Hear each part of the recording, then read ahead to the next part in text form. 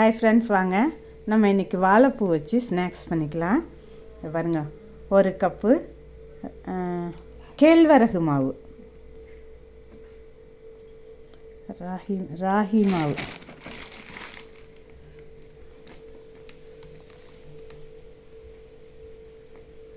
இந்த மெஷரிங் ஸ்பூனால் ஒரு ஸ்பூன் கடலை மாவு போட்டுக்கிறோம்.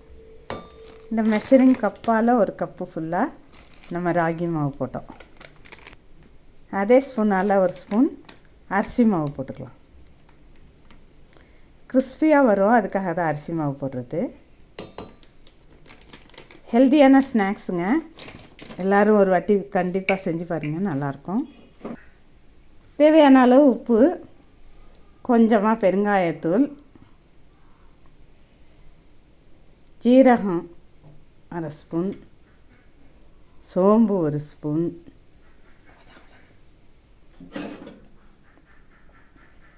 ஒரு கொஞ்சமாக ஒரு பிஞ்ச் அளவு சோடாப்பூ போட்டுக்கிறோம்.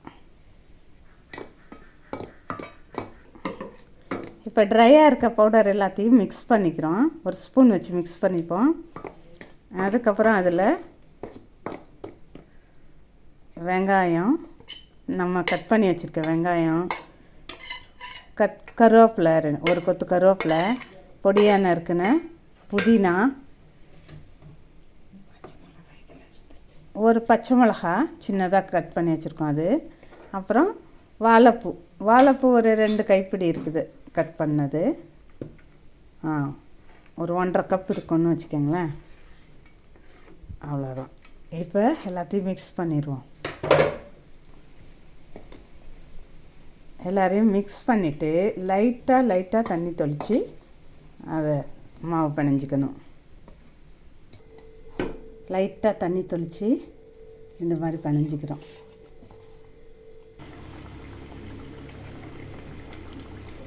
இங்கே பாருங்கப்பா, இந்த மாதிரி வடை மாதிரி தட்டி நம்ம எண்ணெயில் பொரிச்சிருக்க போகிறோம்.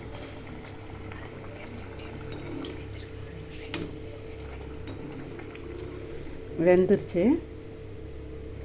அந்த வாழைப்பூ, இந்த பாருங்கள், கருவேப்பிலை, அந்த வெங்காயம்லாம் நல்லா வெந்துருச்சு. வெந்த பிறகு எடுத்துக்க வேண்டியதான்.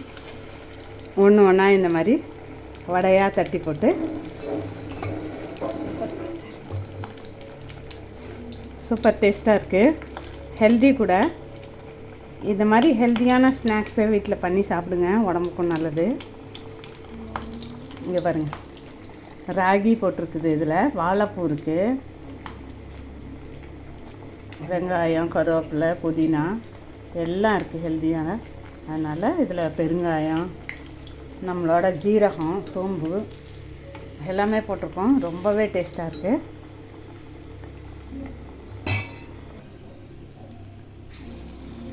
இது பாருங்கள், வடை பண்ணுறவங்க வடை பண்ணிக்கோங்க. அப்படி இல்லைனாக்கா அந்த மாவை கொஞ்சம் கிள்ளி விட்டிங்கன்னா பக்கோடா மாதிரி வந்துடும். இங்கே பாருங்க, நம்ம கொஞ்சம் வடை பண்ணியிருக்கோம். ஆளுக்கு 2 வடை பண்ணிவிட்டு பக்கோடா பண்ணிவிட்டோம். மீதியை வாழைப்பூ கேழ்வரகு பக்கோடா. இதே மாதிரி நீங்களும் நல்லா ஹெல்த்தியாக பண்ணி சாப்பிடுங்கப்பா, உடம்புக்கு நல்லது. இதில் வந்து நாங்கள் கருவேப்பிலை, புதினா அதெல்லாம் போட்டிருக்கோம். நல்ல வாசமாக நல்லா இருக்குது.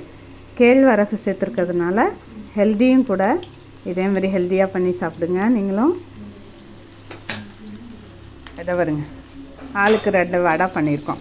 இதுக்கு வந்து நீங்கள் சட்னியோ இல்லது இந்த டொமேட்டோ கெச்சப்போ தேவையில்லை, வெறுமனே சாப்பிட்லாம். ஏன்னாக்கா அதில் வந்து எல்லா மசாலாவும் போட்டிருக்கிறதுனால அது அப்படியே சாப்பிடவே நல்ல டேஸ்ட்டாக இருக்குது. ஓகே ஃப்ரெண்ட்ஸ், தேங்க்ஸ் ஃபார் வாட்சிங். ஹெல்த்தியாக சாப்பிடுங்க, ஹெல்த்தியாக இருங்க.